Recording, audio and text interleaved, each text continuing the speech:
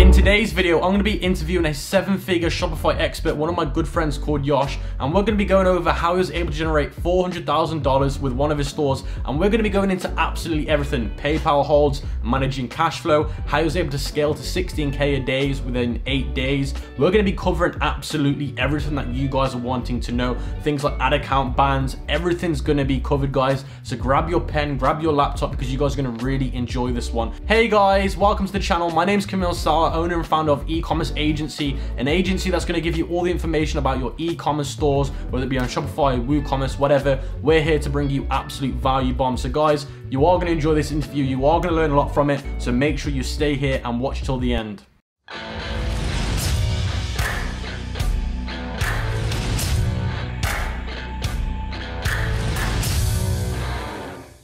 Hey guys, super excited to be here. Cam, thank you so much for having me. Super excited to share some insight and value with you guys today.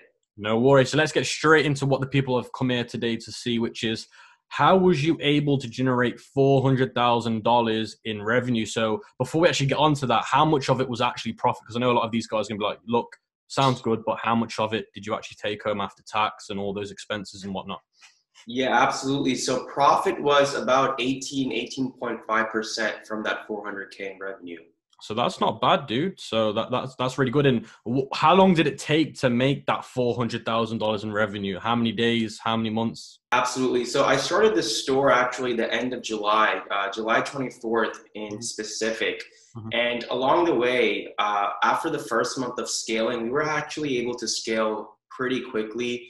I was able to take it to 10K days in about 8 to 9 days. But about the 30th or 31st day, we had ad account issues. So unfortunately, we had to stop running ads to it, and we were at a big roadblock. We got the ad account back up after a few days, and then it happened all over again. And then that process repeated probably 2 or 3 more times. So kind of pushed us back, but nonetheless, we got the ad account back up probably in early September, I would say, or about mid-September. So since then, we've been pretty good. We also started getting a lot of organic sales from email marketing and social media as well. So the store is still running, not actively pushing ads to it, but we're more so focusing on email marketing, SMS marketing, and a lot of organic growth and a lot of organic sales via social media. So we're doing about 1 to 2.5K a day in sales with about 60 to 70% profit margins. That's amazing that you're doing it all organic now. We can talk about that a little bit later on into the interview, but let's start from the scratch. So what niche is the product in? Is in the personal care and self-care niche. Usually I like to prefer selling products in such a niche because they're usually problem-solving products. And what I learned is that people are always going to be investing into their bodies or into themselves. For example, if you're dealing with neck pain and you see an ad that has like a portable neck massager, I'm pretty sure you probably know of that product too, which one I'm talking about. But considering you have the right marketing angle, a good ad copy, a good ad creative, I mean, people are going to go ahead and buy that product because it alleviates their neck pain. So same with this product, it was a personal and self-care product that people can use on a day-to-day and weekly basis. And this specific item had a really high perceived value as well. So that's why it worked really well. And then last but not least, it had a very mass targetable and mass approachable audience as well. I mean, regardless of your age, gender, country, interests, desires, someone could really benefit from a product like this. Okay, great. So how much was you selling the product for on your website? Yeah, so I started selling the product for $12.95. I typically like to price products a little bit lower in the beginning, just to establish some sort of proof of concept to make sure it's working. And then eventually I raised the price to $14.95. So how much did you eventually get it to? $14.95. That's amazing. Yeah. And what was your profit margin on the product? So how much margin did you have on that? So my markup was about 2.5x. I was getting it just a little bit under, I think, $6, I would say. Okay. And with Facebook costs and whatnot, surely that would have been tough to maintain profitability. So was you doing upsells, cross sells? Was you doing bundles? What did you do to help with the AOV? Yeah, so we were essentially using an app called Volume and Discounted Pricing. It's one of my favorite apps. Out of the 400,000 we generated, about 250,000 alone was generated from that app. And what we were doing was volume or tier discounts. So essentially, if someone buys 2, they get 10% off. If someone buys 3, they get 15% off, so on and so forth. So our AOV was about $23 to $27 throughout these, last few months. Okay, great. Now let's talk about the store setup. Was it a one product store, niche store, general store? What store setup was it? So it started out with being more of a general niche store, I guess, wellness, health products, personal and self-care products. And then eventually we really niched down to, a one product store. That's what I typically do. I do a lot of micro branded one product stores. So, and, so you basically made it, once you found out you got that proof of concept, you turned it into a micro brand store. So when people came to the website, they thought they were buying from a legitimate, big time brand, to help with the perceived value and whatnot. Now on that basis, what theme did you use to get you to that evaluation where you was able to get it across as a nice branded theme? Yeah, so just to add on, we also changed the domain and the logo to be very specific to that product as well, because might as well. And the theme I was using was the motion theme. It's very neat, very clean, works great for multi-product stores and for one product stores as well. And then we did a little bit of customization to it on the product page. One of my buddies is a close developer friend of mine. So yeah, he's super talented. So we had some of that done on the product page as well. Beautiful. Now let's move on to the actual creative part. So how many creatives did you run with to start with before the ads? Like, did you do pictures, carousels, videos? Did you do long ad copies, short ad copies, medium copies? Talk to me about how the creative process went. Essentially what I did and how I set things up is super simple. So per ad set, I basically tested 3 different creatives. All of these creatives were video ads with a corresponding thumbnail. We used the same thumbnail for all 3 different video ads, but the video ads were all different. I believe 2 of them were like 30 seconds. One of them was 45 or 50 seconds. They also had different captions, different scroll stoppers, different background music and whatnot. So that's kind of how we typically start with all of our testing. And then in terms of ad copy, primary text obviously is the most important. I typically do short to medium primary text. I've started to realize, especially over the last few months, that shorter primary text or ad copy usually does perform better, at least for me. So that's kind of how we started for cold targeting, at least. Okay, cool. And how long were the videos? So 2 of the videos were 30 seconds, and then 1 video was about 45 to 50 seconds. And what was the video format? Did you do a call to action at the start? Did you do an attention grab at the start? Like, what was the fundamentals of the video? So 2 of the videos basically jumped right into the product, how it can be used. And then 1 video basically started out with a problem, like actually showing someone dealing with that problem. And really throughout the video or throughout the creatives, we really focused on not only the benefits of the actual product, but what the end result of the product is. Because that's kind of what the main selling point of problem solving products is, right? That's what people want to know. Like, what is the end result? What can I attain from actually purchasing the product? So we also really, really focused on that too. Okay, great. And let's talk before we get into the ad strategy, because I know you mentioned it.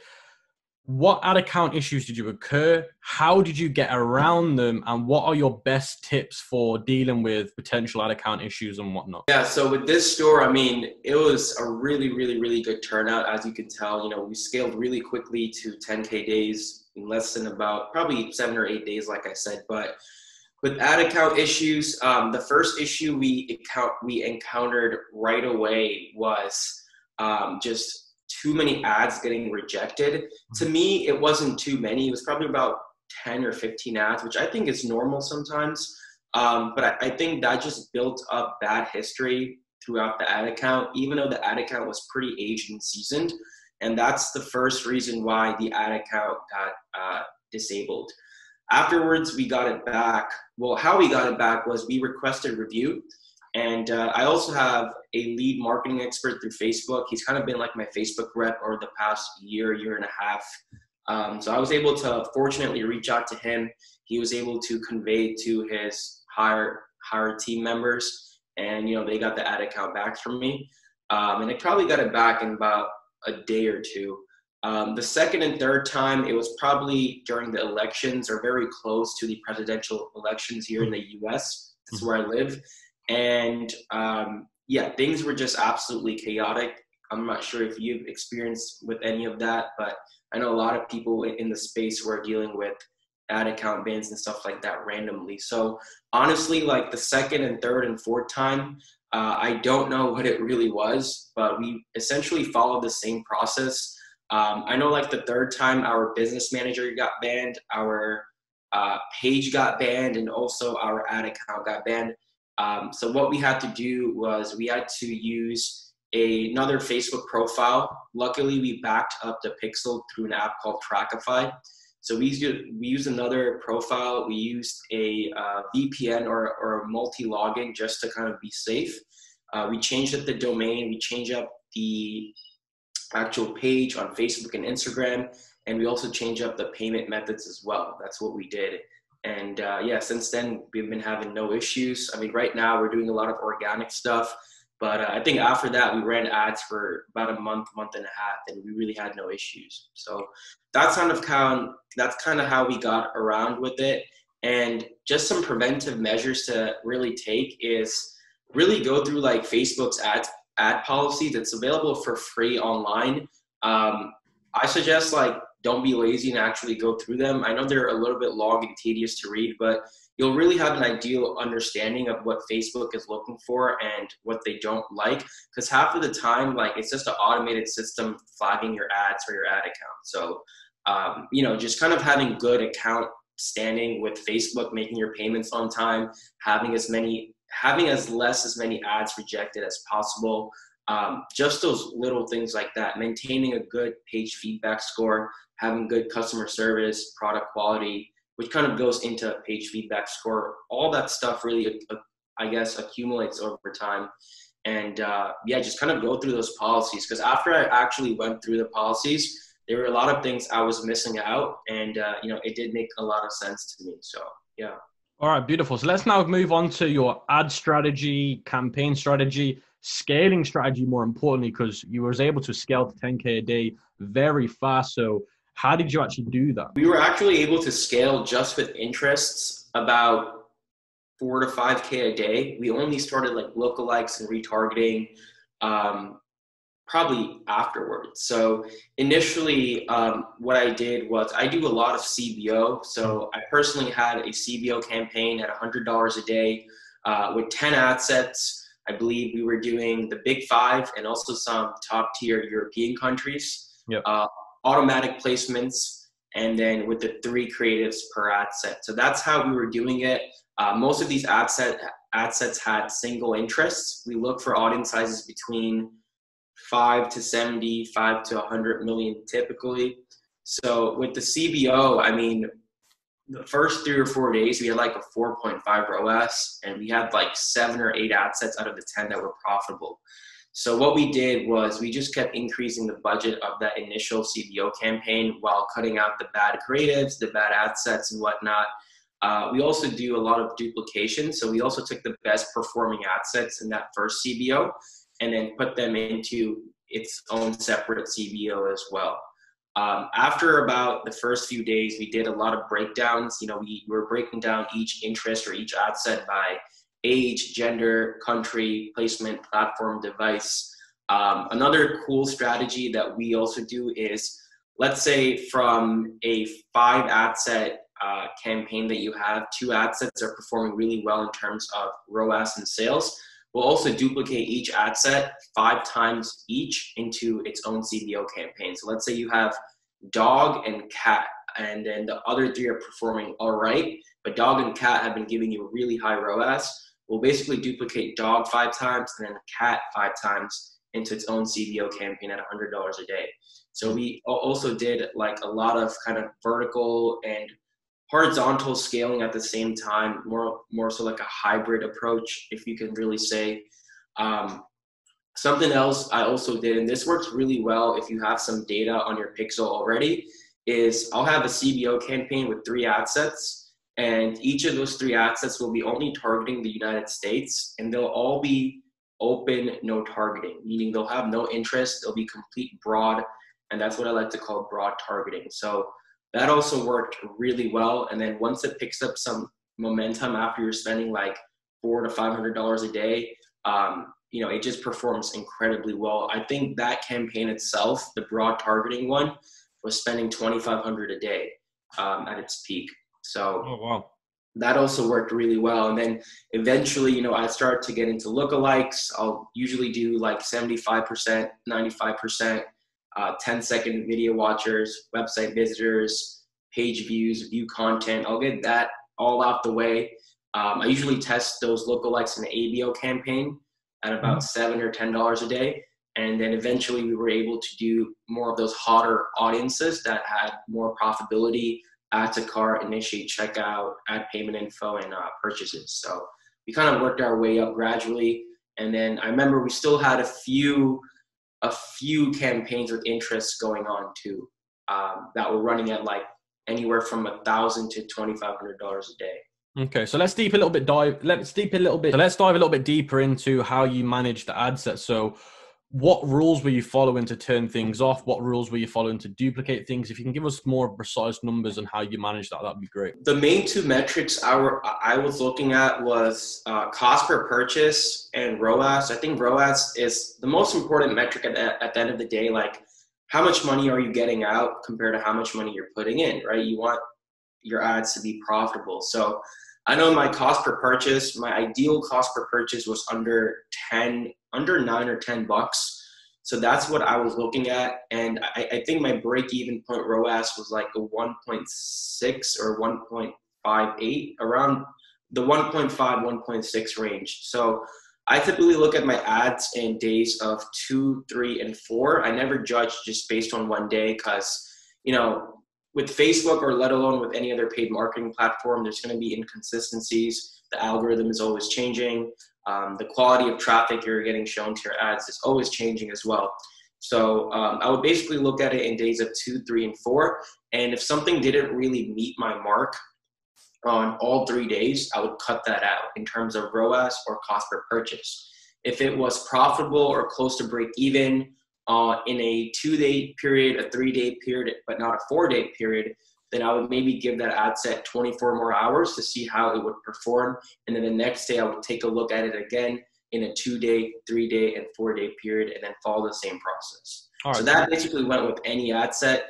With lookalikes and retargeting, I'm a little bit more precise and a little bit more stricter with them. I usually look at them in days of 2 and 3. Because you want them to perform better than just cold audiences. Yes, sir. So the next thing I've got for you is, how were you managing your cash flow at this period of time? You got payments that are waiting to be paid out to you by your payment gateways. You got stock to buy. So let's talk a little bit about how you manage cash flow, what you use to manage it, and how you prepare for it. Yeah, scaling, when you're actually scaling, cash flow is super important. I've had so many clients for my agency and, for people who I work with one-on-one that unfortunately have ran out of cash flow. I mean, we're scaling to 3, 4, 5K a day with like 20, 30% profit margins, which is great.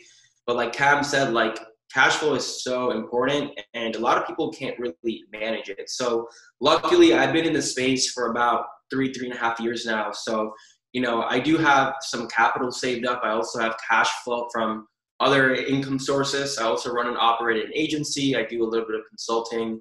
I also, invest into stocks and whatnot. So, I have that capital. I have that cash flow coming in as well.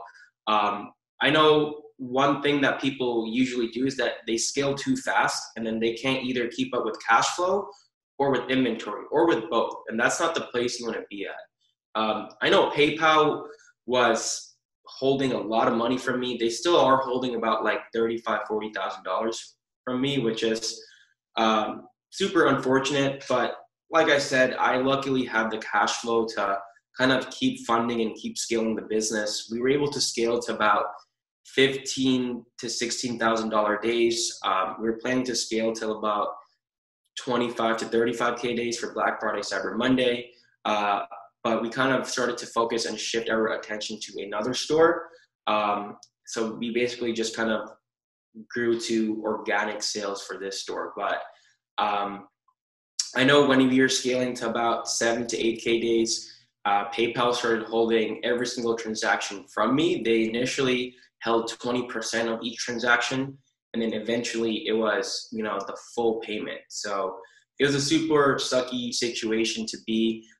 One advice I really give people who may not have a lot of cash flow and, they find that winning product and that they want to scale is, maybe get funding from Shopify or from your bank or from ClearBank. Get some sort of funding and make sure it's obviously the right and legal way, and then just work your way up. Because honestly, you're gonna need cash flow to pay Facebook, to order inventory or to fulfill orders, account for chargebacks, refunds, disputes. Just a lot of miscellaneous expenses will come. Maybe you have to buy or hire a freelancer to fix something on your website that crashes or something. So just make sure you have the proper funding. Ask, maybe put it on a credit card. Again, get a loan, go to ClearBank. I know Shopify has funding options too. So there's a whole bunch of things you can actually do to make sure you have the adequate funding. All right, perfect. So you touched on something there throughout the process, which I really wanted to talk about, which is PayPal hold. So whenever you scale, you are going to face this issue. So let's talk a little bit about your journey with the PayPal issue, what you occurred, how you was able to get around some of it, and what your process is now to get the remaining funds in that PayPal hold. Yeah, so PayPal honestly sucks. I mean, they were honestly giving me such a hard time. I mean, before they had about $70,000 to $80,000 just held, and most of that was from that one store or from that one product. I think a very little amount was from a store back in Q1, Q2. But I usually always let PayPal know beforehand when I'm about to scale, or any of my banks, whether it be Stripe or anything that relates to my credit cards. I always let them know. And same thing with PayPal, like I said, that I'm about to get an influx of orders, an influx of transactions. Make sure my withdrawal limit is higher, or make sure there's not any holds or anything like that on PayPal either. So I did call them, but for some reason, they were still putting a lot of holds on the funds. And they decided to just last month release about, I would say probably 30 to 45K through my PayPal into my bank account. And the rest of the money that I do have on hold, it's basically on reserve. So after 90 days, they will start releasing, probably 20% of each transaction every day. And after those 90 days, they will release all the money at once. It's super weird, but I got this really long email from PayPal saying that's the process, that they had to really go through. So I would definitely recommend calling. First and foremost, have a PayPal business account. That's what I recommend. Call PayPal beforehand, before you're about to scale. Sure, you're uploading all the tracking info as well. There's a lot of apps and stuff that sync with Shopify and PayPal. Yeah, you can use an app called Trackshaw. There's an app called Trackshaw. I'll leave it in the description where it'll automatically upload it all for you. That's the one I use. It's a great app.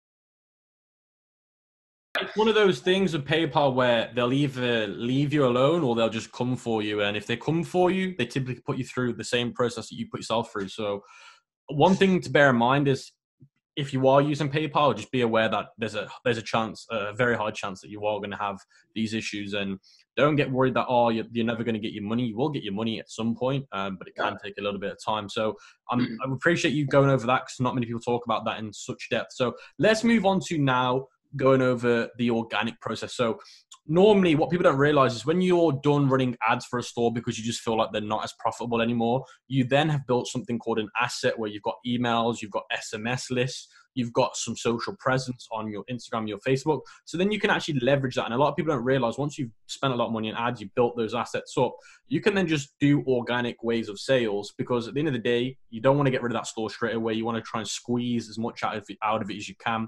And those are the great ways of doing so. And when you do that, actually, you make more money because, again, you're spending less on advertising, which means more profit. So let's talk a little bit about how you were able to squeeze more out of the funnel, even when you stopped using your paid advertising. Yeah, so like I said, the main two reasons why we stopped running ads in this store was, one, just because we were kind of diversifying ourselves to other stores and other income streams. When I say where, I mean myself. I was the only one that was working on this store. And then, like you said, the ads were also getting slightly unprofitable. They were still profitable some days, but it was kind of a culmination of both reasons. So I knew I had an email list of about 45 to 50,000 people, and I also had probably 10 to 15,000 numbers. Now, that is absolutely a large pool of customers. A lot of these customers already bought from before, and a lot of these emails and phone numbers were potential customers of people that did not buy as well. But the good thing is, like Cam said, like these are already customers or potential customers that are already nurtured, that have interacted with your brand before, that have seen your store name or your product. So it's just not like you're taking an email list or you're buying an email list and plugging it in, right? That would be super hard to convert. So it's really important to take advantage of this. And what we're doing currently is we're sending about 2 to 3 emails per week from Klaviyo. We also use Shopify marketing or Shopify emails as well, just to split test and see which one performs better. We're offering a lot of heavily discounted coupon codes and stuff like that, like 30, 40, 50% off. This month alone, we've had a returning customer rate of 32%, which is absolutely insane. And again, most of these were from emails. In terms of text messages, we're using an app called SMS Bump, but we're also going to be transitioning to another app called Attentive. It's a little bit more pricey, but it's more intricate in terms of what you can do. With SMS, we've probably seen an ROI of like 3,000 or 4,000%. Like it's been insane with SMS, because it's just so cheap. And with emails as well, like typically we'll send out, for example, like 10 to 15,000 emails a week. We don't usually send those emails out entirely in one blast.